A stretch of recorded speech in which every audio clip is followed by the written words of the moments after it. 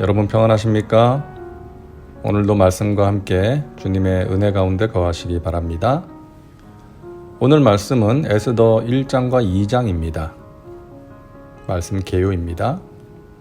에스더 1장은 아하수에로 왕의 왕후였던 와스디가 폐위되는 내용이고, 2장은 에스더가 왕으로 간택되고 모르드게가 왕 암살 음모를 알게 되어 저지시키는 내용입니다. 말씀 묵상입니다.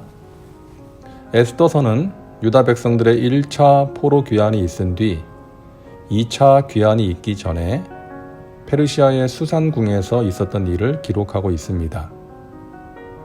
당시 페르시아의 왕은 다리오 1세 뒤를 이어 왕이 된 아하수에로였는데요. 1장 1절입니다. 이 일은 아하수에로 왕 때에 있었던 일이니 아하수에로는 인도로부터 구스까지 127지방을 다스리는 왕이라. 그 당시 페르시아는 동쪽으로는 인더스 강으로부터 서쪽으로는 지중해까지, 남쪽으로는 에디오피아에서부터 북쪽으로는 흑해까지 이르는 광대한 영토를 통치하고 있었습니다. 대제국의 왕이었던 것이죠. 아하수에로 왕은 왕이 된 지 3년이 되던 해에 수산궁에서 성대한 잔치를 베풀게 되는데요. 먼저 지방 관료들과 신하들을 위해서 잔치를 베푸는데 무려 180일 동안 잔치를 엽니다. 자신의 부와 위엄을 드러내기 위해서 했다고 해도 지금 우리가 생각하기에는 지나친 기간이죠. 무려 6개월 동안 잔치를 연 것입니다. 거기서 끝나지 않고 백성들을 위해 또 7일간의 잔치를 열었죠. 그 잔치 자리에 대한 설명이 이제 6절부터 나오는데, 화려하게 장식을 하고 금잔으로 술과 음료를 마셨는데 그 잔의 모양이 다 달랐습니다. 그리고 술이 부족함이 없이 마음껏 마시며 즐길 수가 있었습니다. 아하수에로 왕은 그 잔치 자리에서 술기운에 즉흥적으로 명령을 내리는데요. 왕후를 그 자리에 오라고 부릅니다. 그녀의 아리따움을 백성들 앞에 보이고 싶어서였죠. 자, 그런데 문제가 생깁니다. 와스디 왕후가 왕의 명령을 거절한 거예요. 아무리 왕의 명령이 마음에 들지 않아도 이렇게 대놓고 거절하는 것이 쉽지 않은데, 와스디는 내가 왕과 백성들의 눈요깃거리냐, 놀이개냐, 술 취한 사람들의 기분을 맞춰주기 위해 그 자리에 가는 것은 싫다, 그렇게 한 것이죠. 그러자 아하수에로는 분노를 이기지 못하고 아부하는 신하들의 말만 듣고 와스디를 폐위시킵니다. 자, 이것이 1장의 내용이고요. 2장은 에스더가 왕으로 간택되는 장면이 기록되어 있습니다.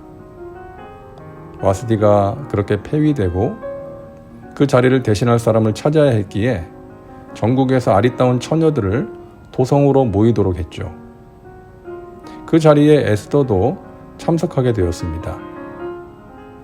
에스더는 15절을 보니까 모든 보는 자에게 사랑을 받더라 라고 되어 있습니다. 아름다운 여인이었던 것이죠. 그래서 그녀를 보는 사람에게 사랑을 받았고, 결국 아하수에로 왕도 그녀를 다른 여인들보다 더 사랑하여 왕후로 선택을 받게 됩니다. 왕이 모든 여자보다 에스더를 더 사랑하므로 그가 모든 처녀보다 왕 앞에 더 은총을 얻은지라. 왕이 그의 머리에 관을 씌우고 와스디를 대신하여 왕후로 삼은 후에. 자, 에스더 2장에는 이와 함께 또 하나의 사건이 기록되어 있는데요. 21절부터 23절입니다. 모르드게가 대궐문에 앉았을 때에 문을 지키던 왕의 내시 빅단과 데레스 두 사람이 원한을 품고 아하수에로 왕을 암살하려는 음모를 꾸미는 것을 모르드게가 알고 왕후 에스더에게 알리니 에스더가 모르드게의 이름으로 왕에게 아뢰는지라. 조사하여 실증을 얻었으므로 두 사람을 나무에 달고 그 일을 왕 앞에서 궁중일기에 기록하니라. 에스더의 사촌 오빠인 모르드게. 에스더의 부모가 세상을 떠나고 그녀를 딸같이 키운 모르드게가 우연히 왕의 내시들이 왕을 암살하려는 음모를 꾸미는 것을 알게 됩니다. 사실 우연같이 보이지만 우연이 아니었던 것이죠. 하나님께서 관여하신 일이었습니다. 그래서 모르드게는 그 사실을 에스더에게 알리고 또 에스더는 왕에게 알려서 암살 음모가 수포로 돌아가게 되었고 그 사실이 궁중일기에 기록되게 됩니다. 이 사건은 나중에 유대 민족이 구원을 얻는데 큰 역할을 하게 되죠. 자, 오늘 우리가 본 내용들은 하나님을 섬기지 않는 이방 땅 페르시아에서 일어난 일들입니다. 그것도 허영심과 방탕함에 쩔어 있는 왕궁에서 벌어진 일들입니다. 하지만 이 모든 일들 가운데 하나님께서 섭리하고 계셨습니다. 아하수에로 왕의 허영심, 왕후 와스디가 왕명을 거절함으로 폐위된 것, 또 에스더가 왕후로 선택받은 것, 모르드게가 왕 암살 음모를 알게 된 것, 그리고 그 일이 궁중일기에 기록된 것 등 이 모든 사건들과 상황 속에 하나님의 손길이 다 있었던 것입니다. 우연같이 보이지만 우연이 아닌 당신의 백성들을 구원하시기 위한 하나님의 섭리였던 것이죠. 하나님의 자녀된 우리의 삶도 마찬가지입니다. 우리는 하나님의 섭리 가운데 있는 하나님의 자녀입니다. 하나님께서 우리 개인과 가정과 교회 가운데 성실하게 일하고 계신다는 것을 여러분 믿으시기 바랍니다. 다음은 말씀 적용입니다. 오늘 말씀을 통해 당신에게 주시는 메시지는 무엇입니까? 자신과 삶에 구체적으로 적용하시기 바랍니다. 이제 기도합니다.